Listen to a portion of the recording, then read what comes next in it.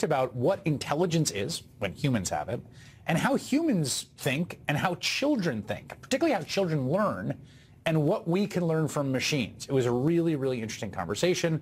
You can check it out wherever you get your podcasts. We have new episodes dropping every Tuesday. We've got more weeks of this AI series. That is all in on this Tuesday night. The briefing with Jen Psaki starts right now. Good evening, Jen.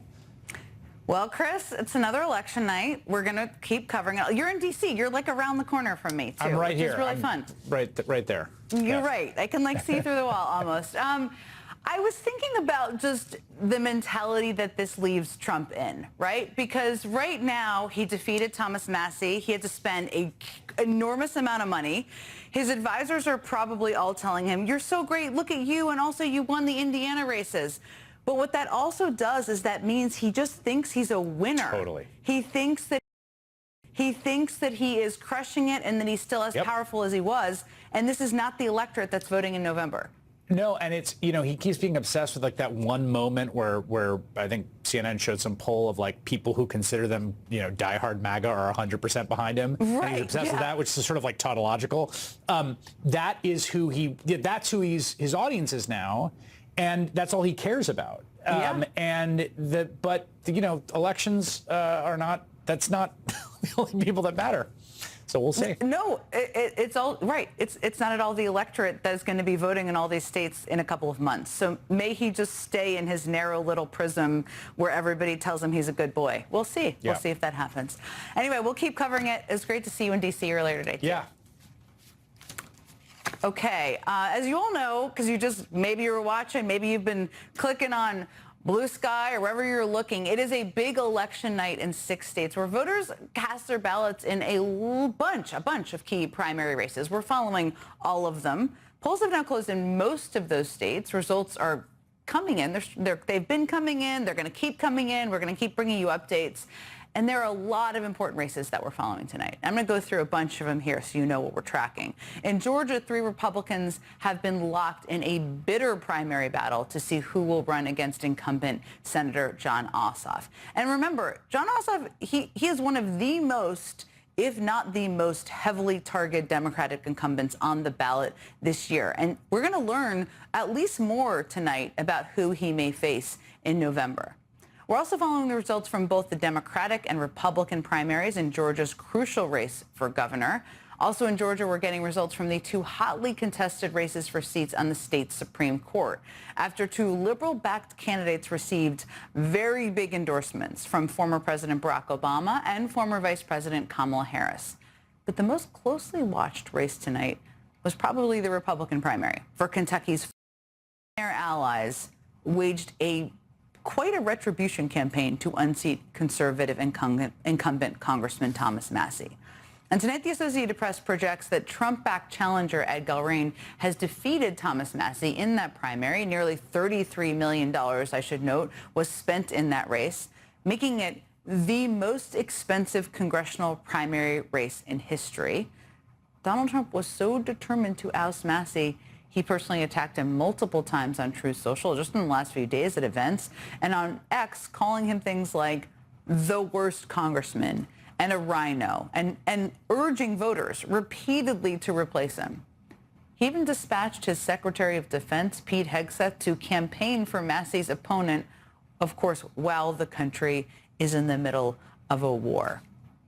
The point is this. It's clear that Trump really wanted Thomas Massie out of office.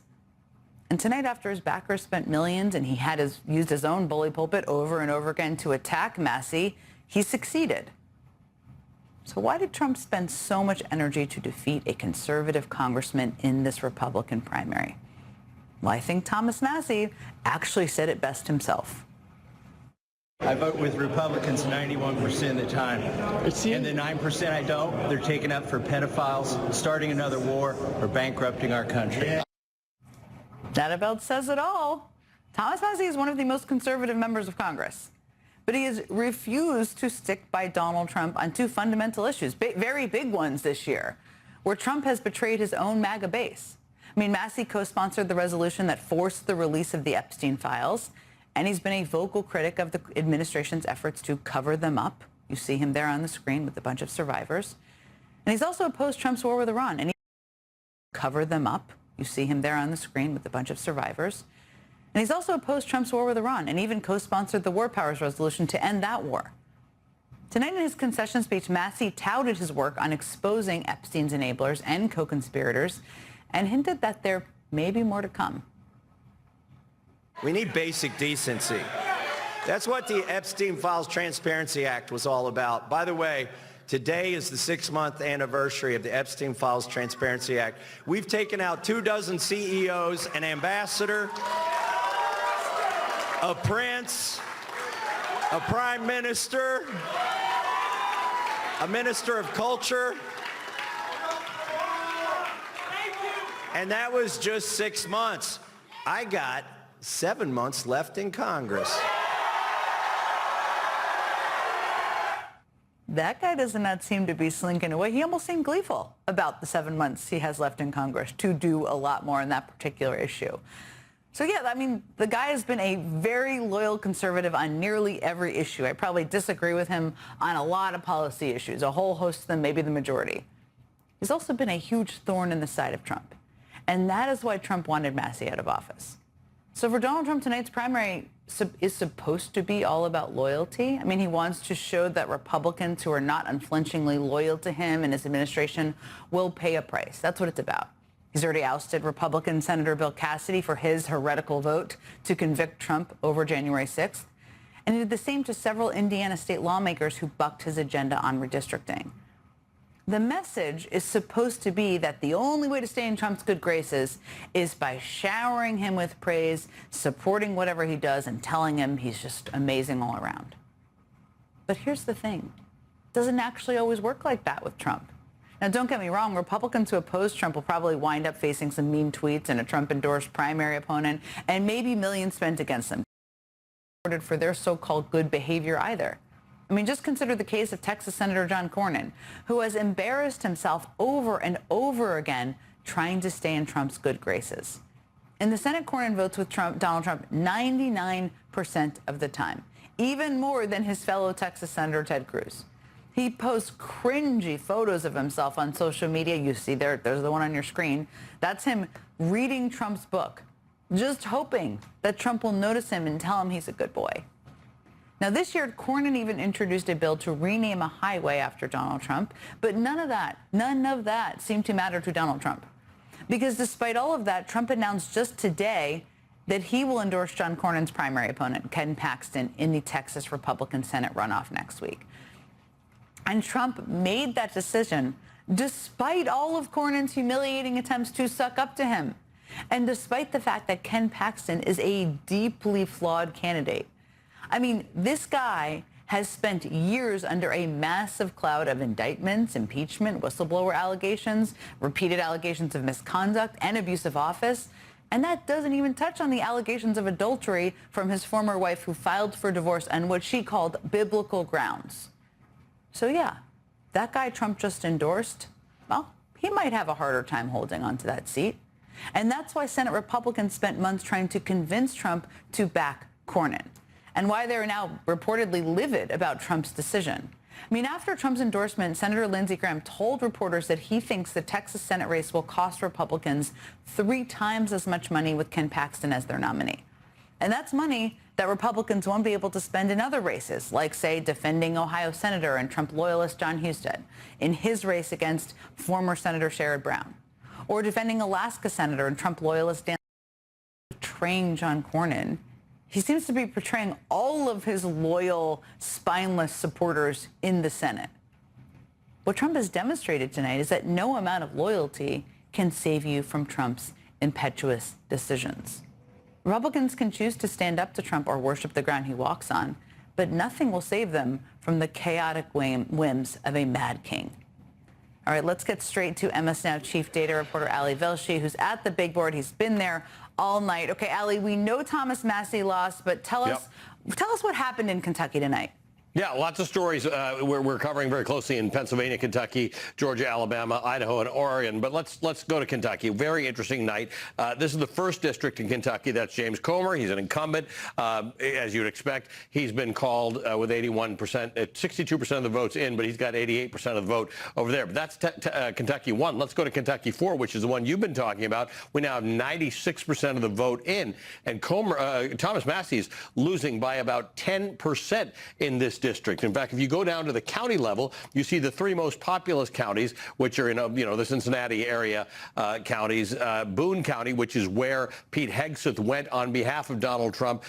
They say that he went on behalf of himself, but Pete Hegseth went to campaign for Ed Galrein, who is the Trump endorsed candidate. 10% gain with 99% of the vote, and Galrein's ahead by 10%. In Kenton County, again, 52 to 47. It's a little bit closer there. In Campbell County, the third most populous county, again, within 5 points, but Galrein winning over there. And then one of the other more populous counties on the western side of the state, near Louisville, 89% of the vote in, again, 52-47. So it's pretty decisive. That's done. Ed Galrein is the winner in there. But there are a number of other.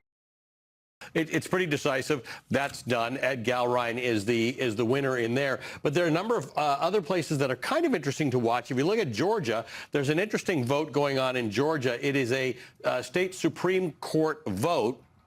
Take a look at this. There are two of them. In one of them, this is nonpartisan, but the person in blue purple here is the liberal. The person in the orange color is the conservative. The conservative being called Sarah Warren in one of the two seats. But take a look at the other seat, which is much closer. 43% of the vote is in. Miracle Rankin, the more liberal candidate, is behind by 80,000 votes. But take a look at this.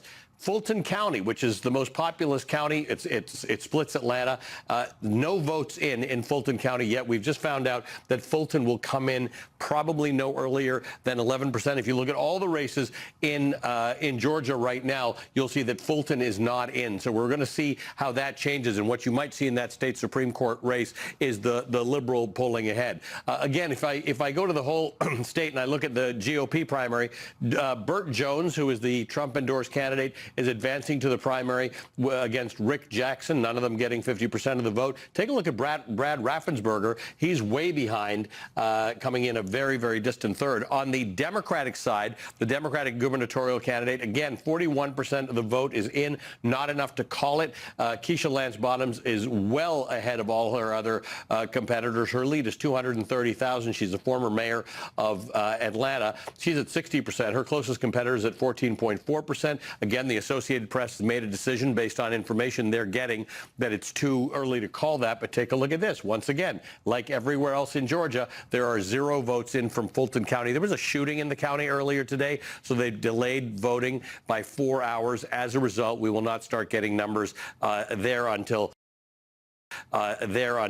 11 p.m., but that'll make a couple of the races pretty decisive. One final thing I wanted to tell you about, going out to Pennsylvania, where there was elections as well tonight. The gubernatorial race there, the GOP primary has been won by Stacey Garrity. She was uncontested, but there was this movement to write Doug Mastriano in. You remember Doug Mastriano? Mm-hmm. Ran for Senate, lost by more than 20 points, but he's as MAGA as they get. Remember, he went to Arizona to try and figure out how those ninja people were figuring out their election. So interesting case here.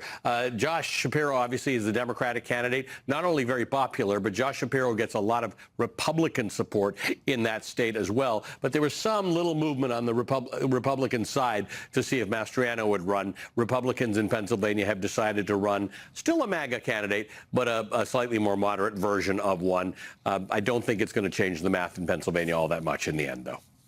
So many races we're watching. We're coming back to you, Allie, in a little bit to check in and see where some of these races are developing. The Georgia State Supreme Court races are really interesting. If I'm correct here, I think one of those hasn't flipped in like 100 years, but it would be a very big deal if one did. So we'll keep watching that. But thank you for everything you do. We'll be back to check in on more data. We love some data. Okay, joining me now are two of my favorite people to talk to on a big election night about politics and all the things. Tim Miller is, of course, the host of the Bulwark podcast. past. Jim Messina was campaign manager for Barack Obama's 2012 re-election campaign. Okay, so obviously there are a ton of primaries going on. We're going to track them all as we get results. If we get them while we're talking, we'll talk about those too. But let's just start with Kentucky. Jim, let me go to you first. What do you make of Massey's defeat? What should people take away from that? Oh, Jim, you may be unmuted. Sorry. Let's see if you can. Go ahead. There we go. Technology. Go ahead. Donald Trump runs the modern Republican Party, Jen, and for better or for with him on war powers. You know, the problem is when you own the party, the party then owns you. And in these swing races that Tim and I are looking at so closely, Donald Trump's numbers, Jen, have just fallen through the floor. He carried non-college white voters by 36 points. He's now 8 points underwater. You just don't see movement like that. So coming into November, these candidates Republican candidates are just in a terrible place because they have to continue to show the fealty you talked about so eloquently earlier, and yet try to reach out to these independent voters that are walking away from Donald Trump in almost historic numbers. That is a dance on a knife's edge that they are unlikely to be able to do in November. Yeah, I mean, the electorate, I was talking to Chris a little bit about this. The electorate is very different from that district, from what the electorate will be in November. It still does show Trump has power among his core base. Let me ask you, Tim, just about the money aspect of this, because, I mean, this was the most expensive House race in history. $33 million was spent, a lot by outside groups. APAC, there's a lot of different groups that were spending money here, I should say. It's on one sense, if you're a billionaire, I guess it could tell you, well, we could spend a lot of money and we can buy races on Trump's behalf, but resources aren't unlimited. What do you think kind of this means for the rest of the field, or as we look at the big map leading up to November? Yeah. Well, look, I think it's pretty telling. I agree with Jim about his assessment of, you know, what this augurs for the general election, which is not great for the party. But I kind of have a slightly different take about what we learned from the Massey result tonight. I mean, the last I looked, it was 83% of the vote was in. He had about 45%. That's pretty good for somebody that bucked Trump directly and consistently and unapologetically on a couple of core issues, being Epstein and Iran. We don't really have another example of something like this in the last 10 years with Trump. And you have Liz Cheney that votes to impeach Trump and then becomes a major Trump critic, and then she kind of runs a quixotic campaign in Wyoming where she gets absolutely slaughtered. Most of the people that step out from Trump then resign from Congress or the Senate and don't go back in front of the voters. You have people like Cassidy who will buck Trump and then pretend like they loved him all along and go back in front of the, go back into his good graces. Massey was a kind of a unique case where he bucked Trump, held the line on his position on him, ran a real race, and he loses by 10%, which isn't, it's not that close, but it's not nothing, with the most money ever spent in a congressional primary going against him. And you mentioned a lot of that was from AIPAC. There are other groups as well, other MAGA groups. To me, that shows Trump with a little bit of a weakening grasp on the party. Not that it's over, not that the party's no longer a Trump cult, but I think it's a meaningful step in a direction away from Trump's control of the party, and shows that maybe his grasp is weakening a little bit. Yeah, that's an interesting, thank you for giving us a little uplift there. But I mean, it's true, they spent that's a huge amount of money in a House district to have spent against him, and we shouldn't minimize that. I've been dying to talk to you both about Texas, because obviously the primary is not coming up in Texas until next week. But today, I mean, this could have been a day where the guy Trump wanted to win defeated Thomas Massey, and that would have been the political news, I guess. And instead, he endorsed Ken Paxton, and the Senate is basically pissed off at him. Jim, why did he endorse Paxton? What is this all about? What's your take on it? I think two things. One, he thinks Paxton's going to win the primary, and he wants to be on the right side. A rhino, and for being too close to the Democrats. That would be a very big surprise to any Democrat who's dealt with John Cornyn. John Cornyn's voting percentage with Donald Trump was 99.2, Jen. So, I don't think he's exactly a rhino. But what I think it means, back to your money point, is this race is going to be another $100 million the Republicans are going to have to put in to try to help Ken Paxton in the general election. And I know they have a lot of money, but when you spend $32 million to beat Massey, and now you're going to have to spend $100 million to protect a state where the Republicans haven't lost a statewide election since 1994, at some point this just becomes math, and it becomes really hard to protect all these incumbents. Some of the races you talked about earlier in Alaska, in Ohio, their seat in Iowa, their seat in North Carolina. There's just not enough money if you're going to spend $100 million in the great state of Texas. Tim, I mean, we heard from Lindsey Graham and a bunch of people in the Senate who seemed pretty irritated about this endorsement and the money that would be spent and how much money would have to be spent to get Ken Paxton over the finish line if even they can do it.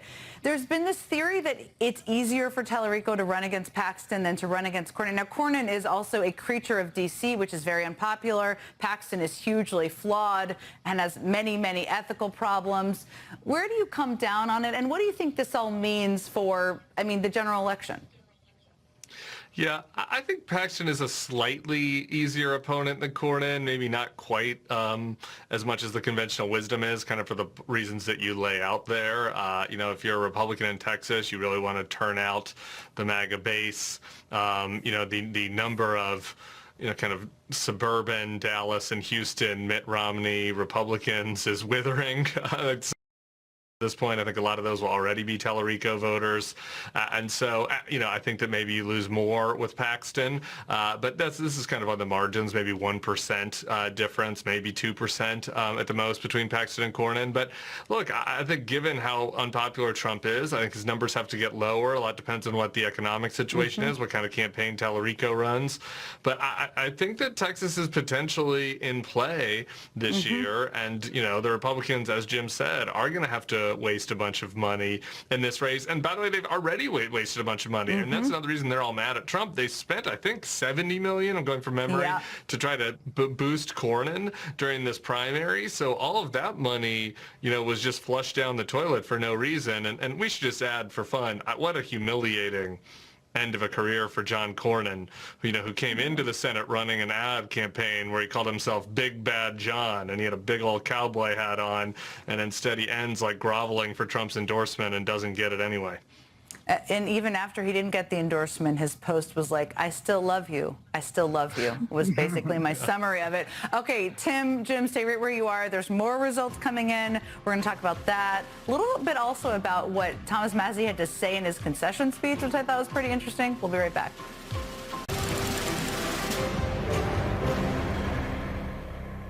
Tonight, Republican Congressman Thomas Massie's concession speech fit the mold of neither a typical Republican or Democratic candidate's concession speech.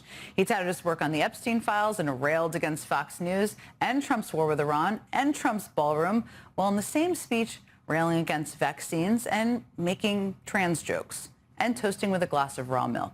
It was quite a Mad Lib, this whole speech. Now, Massie's lost tonight in the most expensive primary in American history, in a race where the president himself used everything at his disposal to try to force Massie out of office. Well, I'm sure this race will be picked apart by pundits in a lot of ways for a very long time. But tonight, Massie had a message he wanted to send about all the people who did come out to support him despite Trump and despite all the money spent to oust him. Listen, if you always vote with the president, if the legislative branch always votes with the president, we do have a king. If the legislative branch always votes whichever way the wind is blowing, then we have mob rule.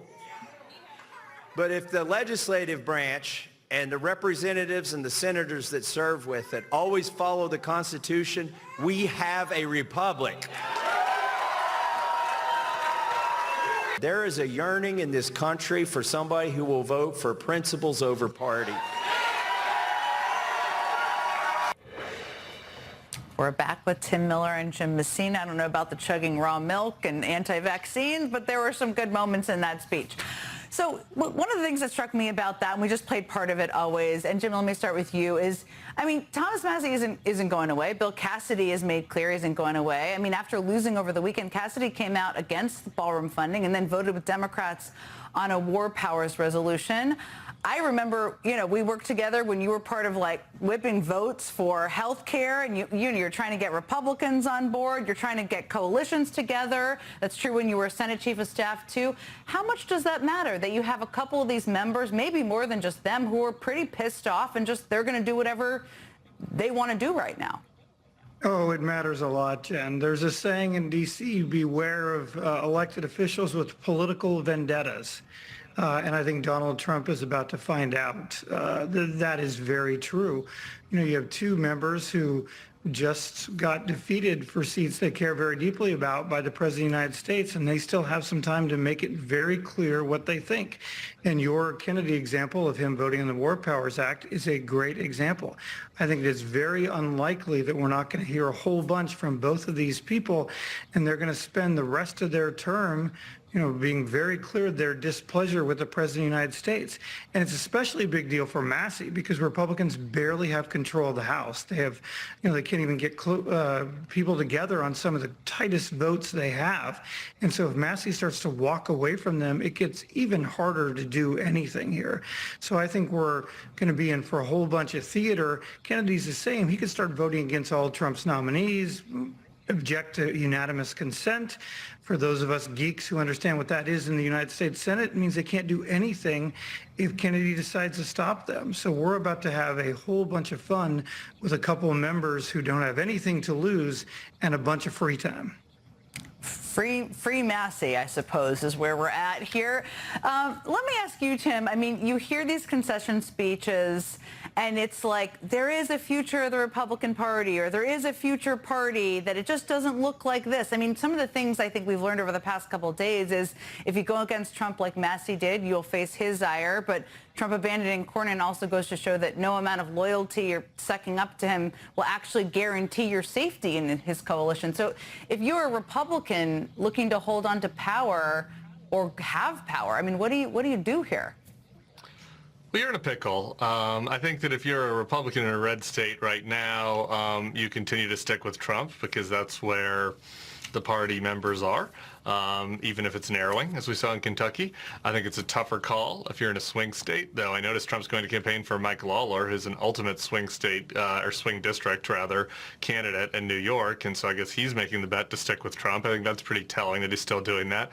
But look, things change in politics, and one other thing that you didn't play that happened in Massey's speech is some of the crowd started chanting at him 2028, President 2028. And I'm not going to be on here right now predicting that Thomas Massey's going to be the Republican nominee in 2028, but depending on how bad things go for Donald Trump the next 2 years, things can change dramatically. And like I mentioned in the first segment, I don't think 45% of the vote is nothing. I think people are very upset with him about the war and the Epstein files, just not enough to get to a majority yet. And Donald Trump ran in 2016, I would know better than anybody, as a direct assault on the Bush legacy in the party. Barack Obama, as Jim would know, ran in 2008, maybe not as a direct assault, but a critique of the Clinton establishment of the party, and both of them won 2 terms, not consecutive for Trump. And so, I don't know. I think that there are some interesting lessons from Massey's, result tonight, even in defeat. Well, we'll keep talking about it, I'm sure. Tim Miller, Jim Messina, thank you both for being here and tuning on all these results with us. Okay, we've got Ali Velshi. We told you we'd come back to him. He's still standing by at the big board, still vested up. And when we come back, we're going to talk about Georgia, whereas he kind of talked to us a little bit about earlier before. Democrats are coalescing around their candidates while Republicans keep duking it out amongst themselves. Some really interesting races to watch there. We'll be right back. Polls are closed in virtually every state with elections tonight, except for Georgia. Technically, the deadline was 7 p.m. Eastern, but currently one polling location in Fulton County will remain open until just after 11. And the polling place, and Ali mentioned this a little bit earlier in the show, is at an elementary school, and it was locked down earlier today for 4 hours following reports of possible gunshots in the area. Now, as a result, Fulton County election officials are not releasing any vote counts until that polling location closes. So far, Democrats have turned out in higher numbers than Republicans in Georgia's elections, even as Georgia Senator John Ossoff runs unopposed in his primary. Meanwhile, as I mentioned earlier, Republicans are battling it out in their Senate primary, which may end up in a runoff, but still interesting to see where that all lands. And now for the race to be Georgia's next governor, former Atlanta Governor Keisha Lance Bottoms holds a wide lead in the Democratic primary as Trump-backed Republican Burt Jones leads the GOP primary with a very narrow margin.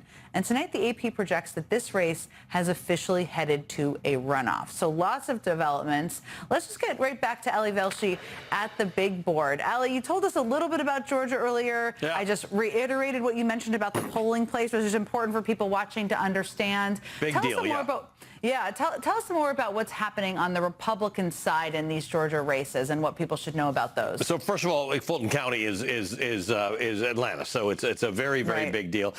This is the race that not everybody's thinking about, but should be thinking about. There are two Supreme Court election races in the state. One of them, and they're nonpartisan technically. So the person in the blue color is the sort of the liberal. The person in the lighter color is the conservative. They've been able to call one of them. It's a 248,000 vote lead. Sarah Warren she's the incumbent. She will remain in the state Supreme Court. But take a look at the other one, which is 49% of the vote in. The lead's much narrower. It's 80,000 votes. And Miracle Rankin, the liberal, is behind by 80,000 votes. However, the AP is not calling this race yet because of exactly what you just said, because of Fulton County. Fulton County is the most populous county in the state, and it'll be heavily influential. What you'll see is Miracle Rankin's numbers go up dramatically at that point, with most of the state in, except for those yellow areas, many of which are more rural.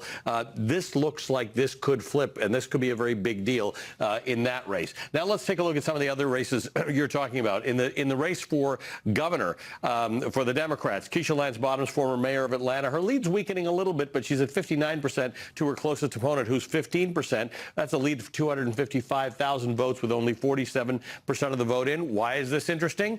Fulton County. She was the mayor of Atlanta. Atlanta has sort of 8 or 9 counties around it, very heavily populated. Keisha Lance Bottoms is very popular there. So while we are not making a call on this yet, this is leaning toward Keisha Lance Bottoms. Take a look at the governor, the Republican governor race there. This is going to a runoff. Burt Jones, who is the Trump-endorsed candidate, Rick Jackson, who's a billionaire, Brad Raffensperger, the former Secretary of State, again, somebody who stood up to Donald Trump. They called him and asked him for 11,700 votes. He's coming in with 14.4% of the vote. So all across this state, there are just interesting races where interesting things are happening. I want to just point you to Georgia 14. We covered Georgia 14 a lot because this was Marjorie Taylor Greene's election. There was a primary for that. Nobody got 50%. So then there was a special election. Clay Fuller won that. Trump endorsed. He is won again tonight. This is now. So he's already the member of Congress. This is now for the election in November. He will be the Republican candidate there. The Democratic candidate will be Sean Harris, who ran unopposed. Remember, Sean Harris went from getting 37% in the last election to 44% in this election that was just run. So this is an example of Democrats overperforming, winning by more or losing by less. So Georgia is becoming a very, very interesting story tonight. So interesting. And again, Sean Harris, we've talked to him a couple times. Yep. Military veteran, also a farmer. It's the most conservative district in Georgia, but he overperformed. That's all interesting to watch. Ali Velshi, thank you as always. Thanks for doing what you do at that big board. My pleasure. Okay, coming up, Senator Chris Van Hollen grilled acting Attorney General Todd Blanche today on Donald Trump's $1.8 billion slush fund. It's just an unbelievable thing that's happening. And let me just show you how that grilling ended. I have a last question for you. Do you know that it is a criminal offense to lie to Congress? I am very well aware of that. I'm glad to hear that. We'll show you what led up to that moment and talk all about it with Senator Van Hollen himself.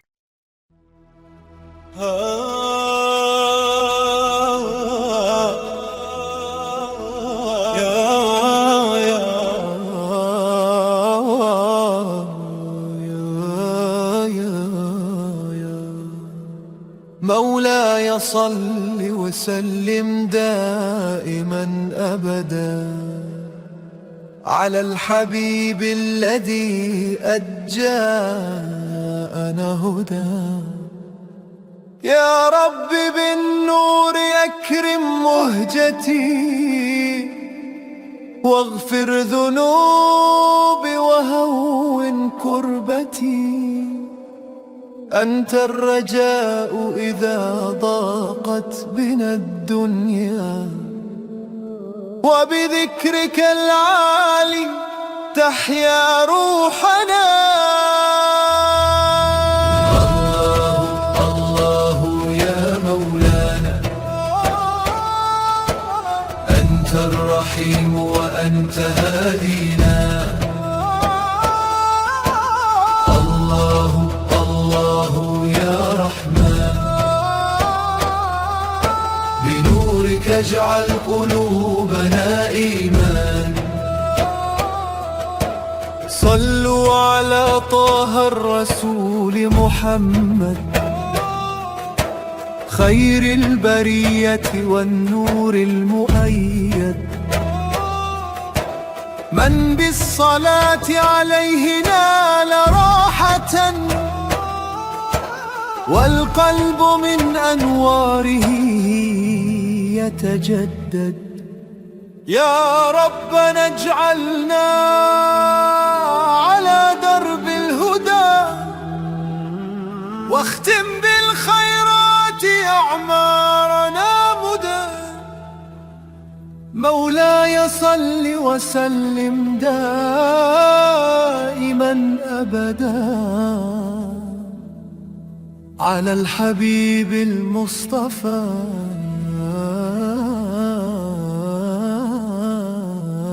أحمد.